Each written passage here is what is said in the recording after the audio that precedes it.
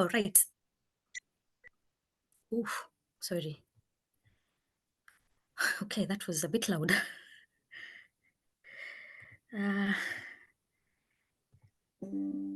All right. So let me reintroduce myself. I think we haven't been active for a while, so you might have forgotten who I am. So I am Joki. I am the organizer for Our Ladies Nairobi chapter. And this is our first meetup of this year. So happy New Year!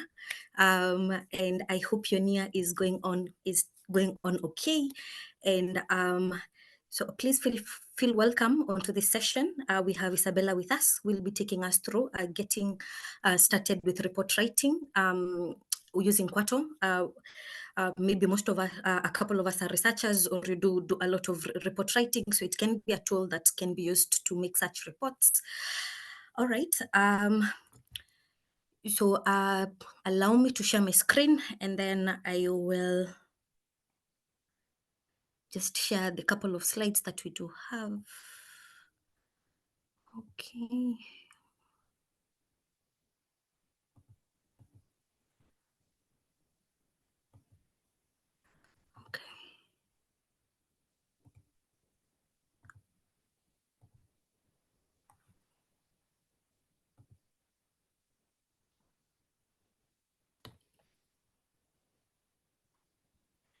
Okay, I believe my screen is visible. So once again, sorry about that. So once again, welcome to our session on getting started with report writing using Quarto. So this will be the flow of the session. We'll have the talk and then, but either way, feel free to ask your questions whenever Isabella is going through the talk. What we'll do is that I will pose the question to her as she's continuing to do the training. Yes. All right. So let me introduce Isabella.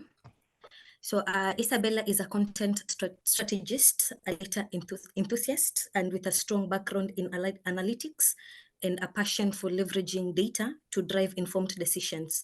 She holds a master's degree in analytics from the University of Chicago. In her current role as a senior product marketing manager her current role is a senior product marketing manager at Posit Software, which was formerly known as RStudio. Isabella does produce compelling content that effectively communicate how Posit products can address the needs of the target audience. And with that, we'll introduce, I will pass the mic to Isabella. I will pass the mic to Isabella and then we can proceed from there. Well, thank you so much for the introduction. Thank you so much for having me here and welcome all. I'm really excited to share about report writing in Quarto with you. So let me share my screen. All right. Well, welcome. Thank you. As you've just heard, my name is Isabella Velásquez. I have been part of the R community for many years now. I'm a co-organizer with Our Ladies Seattle. I am active on social media and I love, learning about R, learning about data science and seeing how you are using Posit tools in your work. In my previous role, I was a data analyst and I actually created lots and lots of reports there. I worked in K-12 education in the US, and so had to create files for every single state in the country with a bunch of survey results and things like that. But at the time, Quarto wasn't released yet. So all of my work was done in R Markdown, which is another tool for literate programming where you mix code and narrative together. And so even though I didn't get to use Quarto in that previous position, I've learned a lot about Quarto since then. And if you are coming from the R Markdown world, I think you might see a lot of the same principles applied to report writing, whether you do it in R Markdown or in Quarto. So in terms of what we're going to do today, first, I'm going to give a brief overview of the task at hand and the end product that we want to create. Next, I'll touch on what is Quarto, So there was a pre-session survey that was sent out. Thank you so much to everybody who filled it out. It was very helpful to see the kind of the distribution of interests and skills in the audience. And so if you are completely new to Quarto, I hope this section is helpful for you to introduce you to the ideas behind Quarto and how to use it.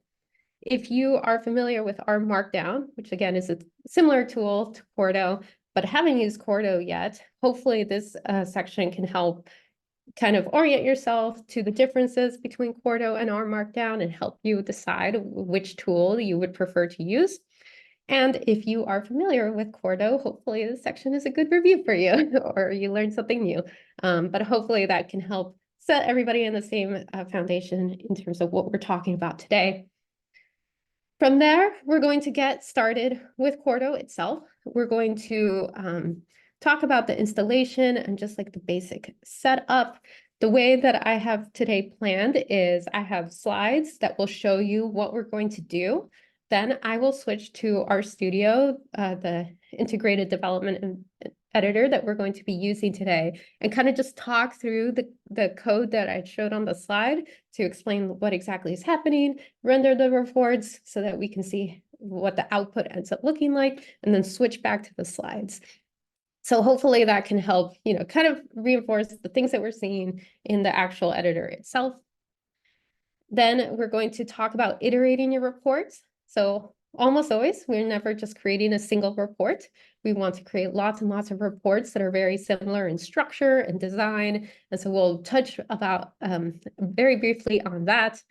I do want to note JD Ryan, who is also an Our Ladies member, has a webinar in February on parameterizing reports, and her workshop materials are amazing and she is amazing. So if you really want to get more deep into this subject, I recommend joining her Our Ladies session. Finally, we'll touch about styling your reports. And then when we're talking about other formats than HTML and PDF, how to do that in Quarto as well. We'll wrap up and then switch to Q&A. So hopefully it is a great session for everyone here.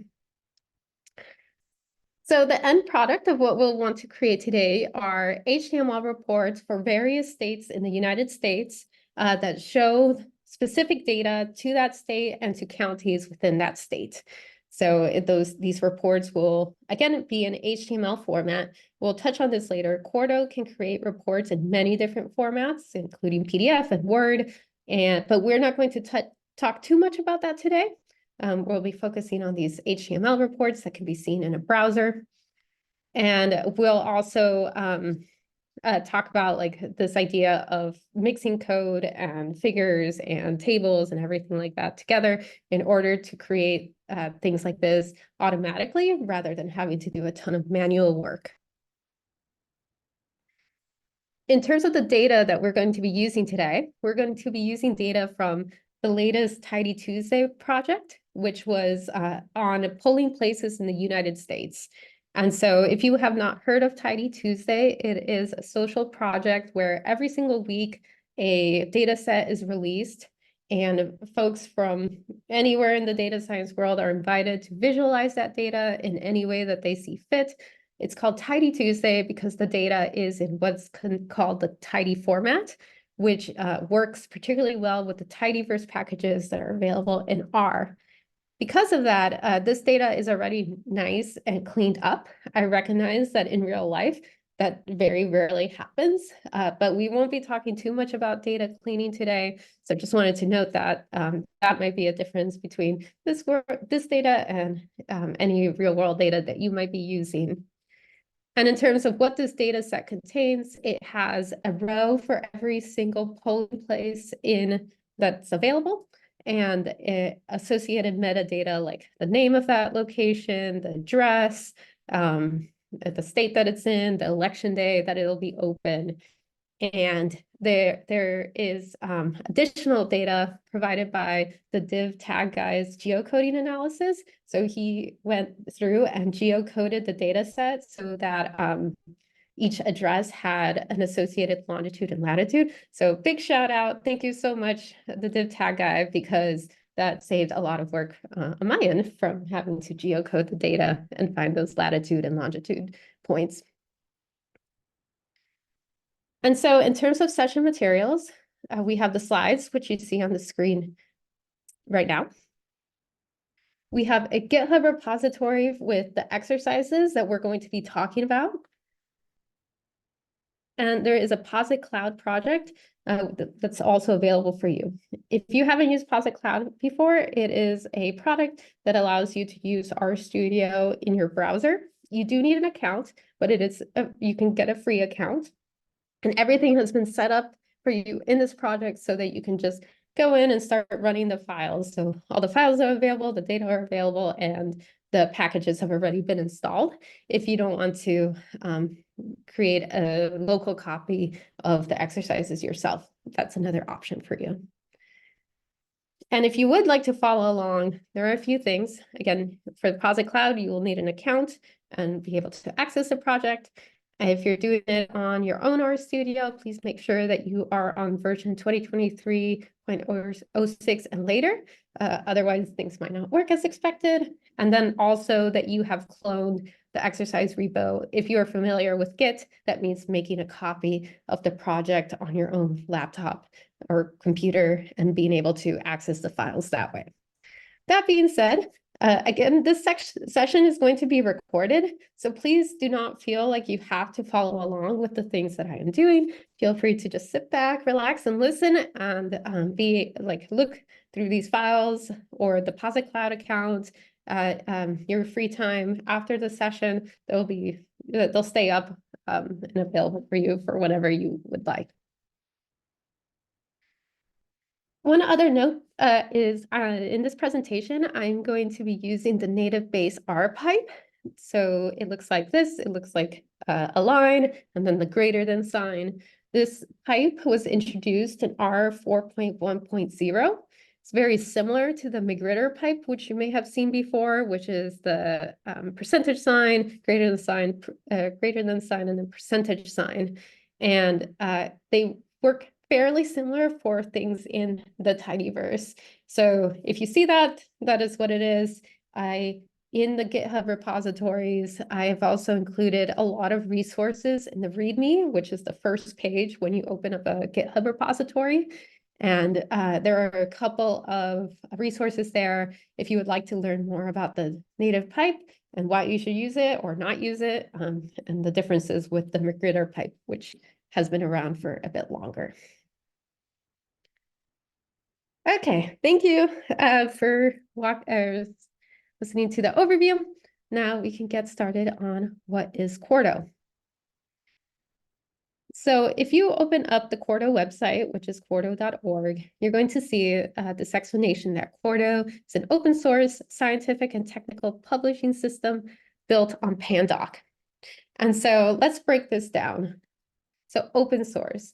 What that means is Posit, the company I work for, the developers of Quarto, believe that scientific and technical research works better when the tools are free and available to folks. That means that things are more easily reproducible. You can see things like source code, and it just enables a better environment for research and sharing and knowledge.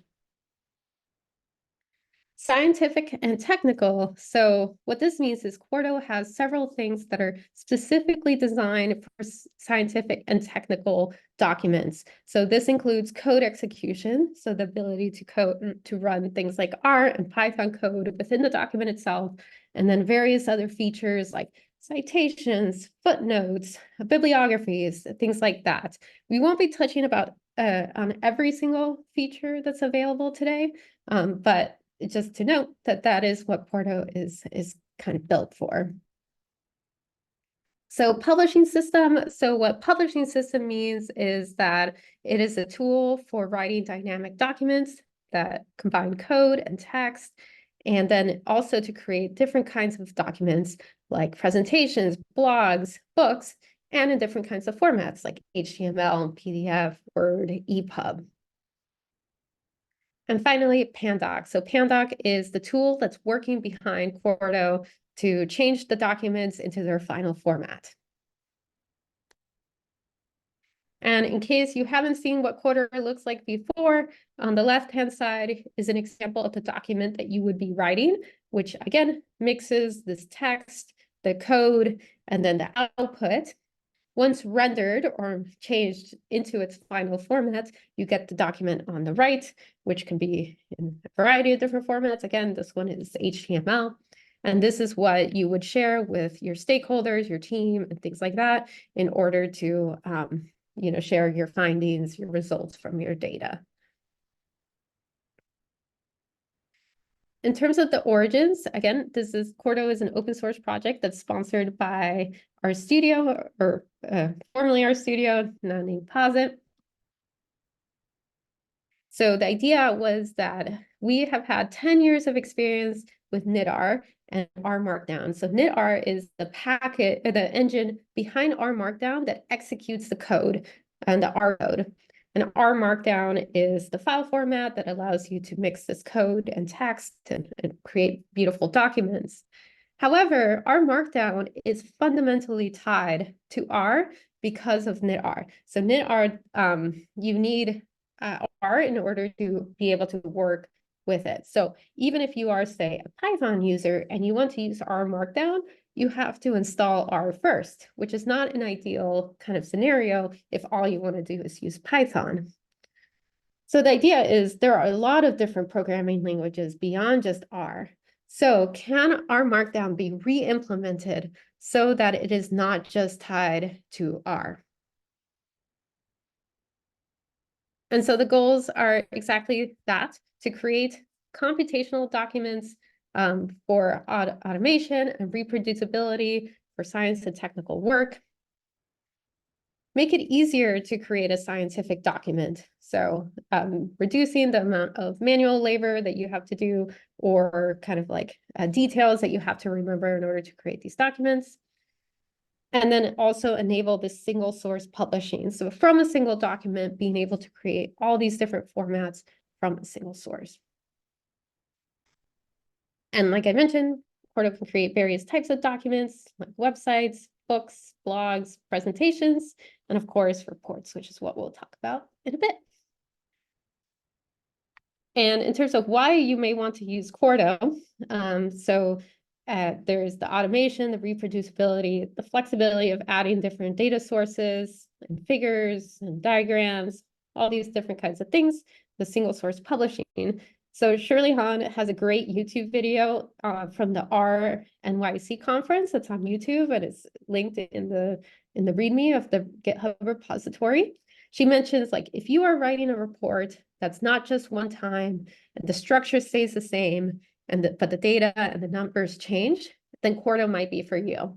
And another consideration is if you're already using a language that's supported by Quarto, like R or Python, for your data cleaning, for your creating graphs or things like that, then again, Quarto might be a good fit.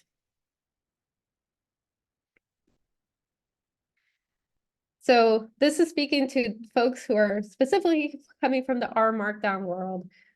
Why would you use Quarto over R Markdown? And really, ultimately, it's up to you. If R Markdown is, the basis of all of your work, if it works for you, and that is great, and there is no need to switch. Also, Quarto, because it's also using the knitr engine in the backend, can render R Markdown documents without any issues, without you having to convert anything or anything like that. So again, R Markdown is another file format for creating these dynamic documents, but you need to install R in order to be able to use it, versus Quarto, which is a tool that's completely independent from computational systems. So Quarto supports knitr, it supports Jupyter, and in the future, if there's another programming language that comes along with another engine, Quarto will be able to run that as well. So you can think of Quarto as the next generation of R Markdown that's fundamentally multi-language and multi-engine. And so another thing to note is that Quarto is, as the next generation, is going to be the one that gets like the big feature releases, big updates, and things like that. our Markdown will continue to be maintained, but it's not actively growing. So that's another consideration for you if you're coming from our Markdown. Finally, Quarto has a shared syntax of doing the same thing. If you're from the R Markdown world, you might know you might need to use Sheringen for slides. You have to use Bookdown for books. Quarto is not like that. It has a single product for everything that you want to create. And so in addition to that, it also has a shared code syntax. So a tab set in your slides is going to look the same as a tab set in your books. So you don't have to remember multiple different ways of doing things. And so essentially, you can be very consistent and organized across all of your documents in Quarto because of this unified ecosystem.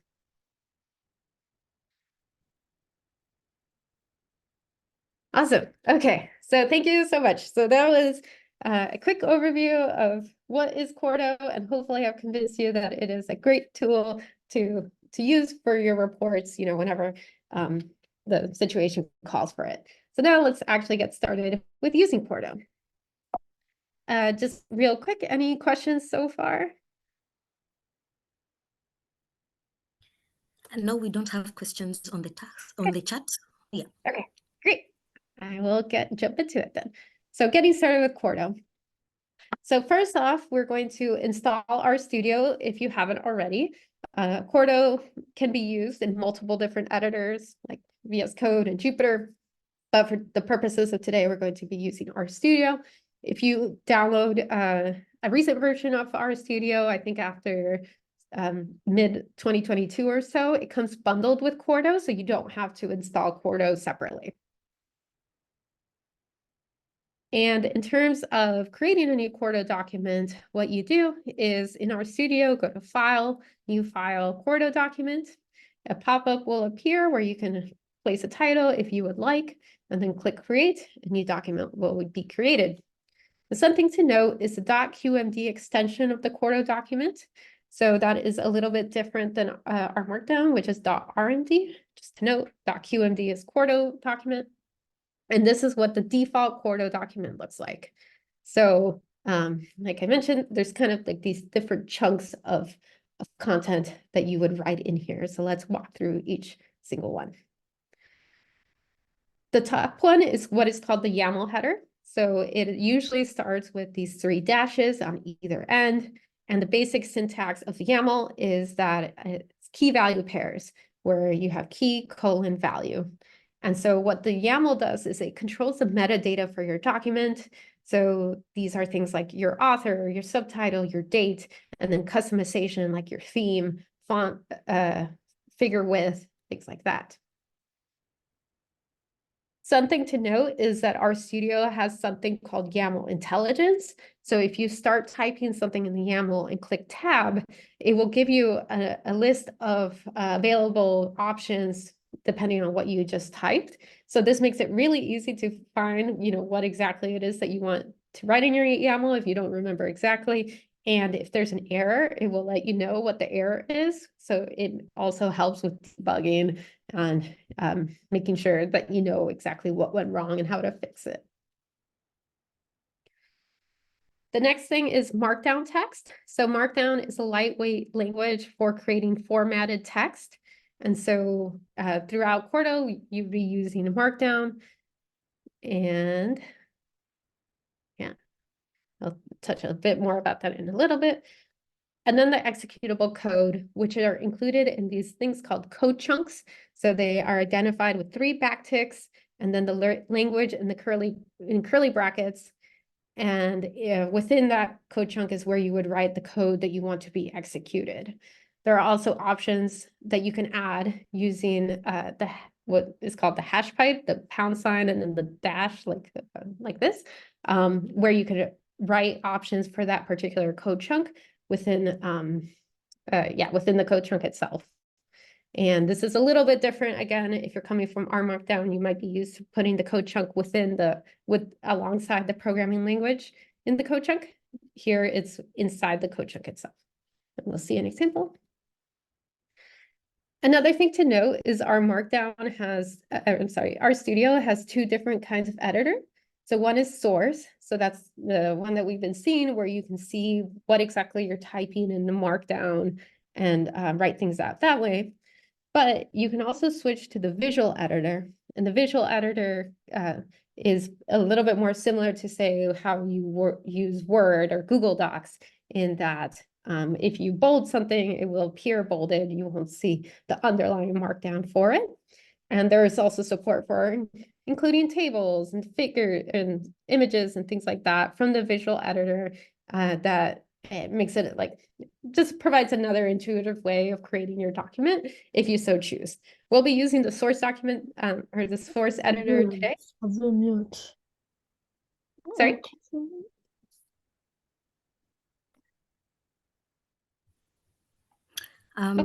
Sorry, I think that was one who had a mute. Okay. It's all sorted. Proceed. Yeah. Okay. And yeah, so these are the two different options for you depending on what you prefer.